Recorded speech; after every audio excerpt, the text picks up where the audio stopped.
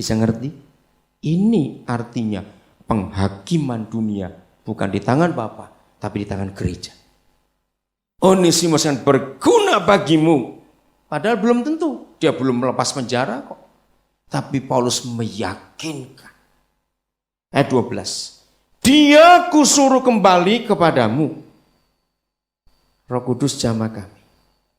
Seharusnya gereja harus bisa berkata kalimat terakhir ayat 12. Untuk semua penjahat, semua orang rusak di dunia ini. Dia yaitu apa? Buah hatiku. Mana bisa kriminal begini kok buah hatiku? Karena bertobat, betul. Karena Paulus mengampuni dosa Onesimus. Hidupnya berubah. Saudara, seringkali kita jahat ketika kita melihat mantan.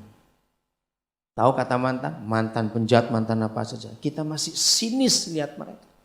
Kita lupa akan hukum pengampunan. Ayat 13. Sebenarnya aku mau menahan dia di sini sebagai gantimu untuk melayani aku selama aku dipenjarakan karena Injil. Tetapi tanpa persetujuanmu aku tidak mau berbuat sesuatu. Supaya yang baik itu jangan engkau lakukan seolah-olah dengan paksa, melainkan dengan sukarela. Jadi Paulus juga butuh Onesimus. Ingat ayat yang ke-9, aku sudah tua di penjara.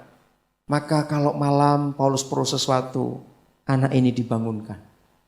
Aku perlu dia di penjara. Ayat 14, tetapi tanpa persetujuanmu, aku tidak mau berbuat sesuatu supaya yang baik itu jangan engkau lakukan seolah dengan paksa, melainkan dengan sukarela. Ayat 15, sebab mungkin, nah akhirnya Filemon disadarkan oleh surat ini. Sebab mungkin karena itulah Onesimus dipisahkan sejenak daripadamu, masuk penjara sekian waktu, supaya engkau dapat menerimanya untuk selama-lamanya. Bukan lagi engkau terima sebagai hamba Filemon, melainkan lebih daripada hamba, yaitu sebagai saudara yang kekasih. Bagiku sudah demikian, apalagi bagimu, baik secara manusia maupun di dalam Tuhan. Saudara, kalau gereja menggunakan otoritas ini, saudara bisa bayangkan berapa banyak orang rusak dipulihkan. Paulus menjamin dahulu dia hamba, tapi kalau dia kembali kepadamu dia bukan hamba tapi saudara. Naik statusnya, berubah martabatnya. Di dunia ini banyak bajingan-bajingan, banyak perusak-perusak, banyak orang hancur. Tapi tugas kita untuk mengangkat mereka. Kita punya kuasa untuk mengampuni. Ayat 17 saudara. Kalau engkau menganggap aku temanmu seiman, terimalah dia seperti aku sendiri. Inilah hukum substitusi. Tahu kata substitusi? Pengganti. Jadi Paulus menjadi bumper, menjadi perisai. Sudahlah, kalau kamu Filemon belum bisa melihat dia, mungkin kamu masih trauma karena dia mantan maling di rumahmu.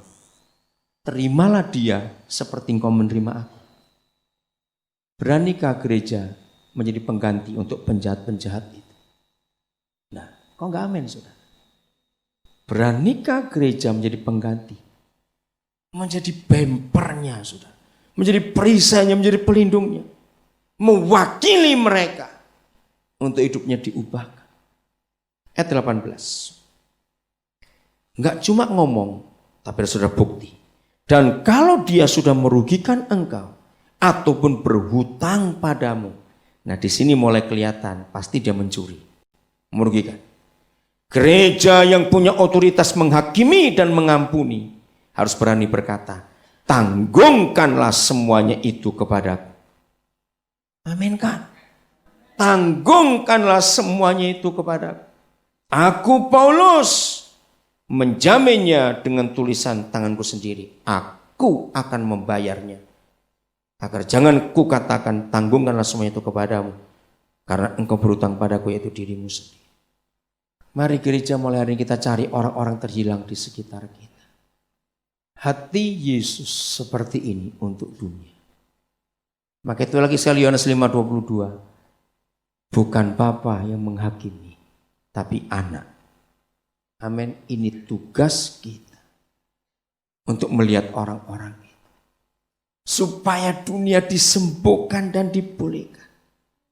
Pak Gembala sudah mengizinkan tadi sebentar, hanya berapa menit. Saya akan tayangkan lagi tentang pelayanan kami di Papua.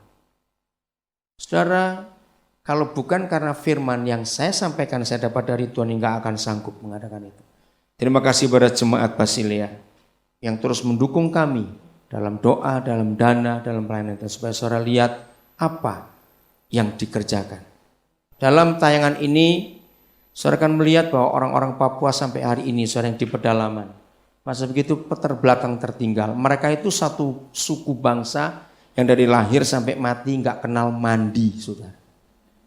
Maaf, maka itu mereka seperti itu hidupnya. Saudara akan lihat nanti kalau ada perempuan yang jari-jarinya terpotong. Itu tradisi dilakukan sampai hari ini. Kalau ada anggota keluarga yang mati seorang, tanda duka cita mereka potong satu ruas jarinya. Dan itu menyedihkan sekali. Nah, gereja sudah banyak di sana, maka itu kami ke sana nggak bangun gereja, tapi kami lihat mereka butuh pendidikan. Mari kita sebagai anak-anak Tuhan mengerjakan apa yang Yesus suruh. Saudara siap mengampuni dosa orang?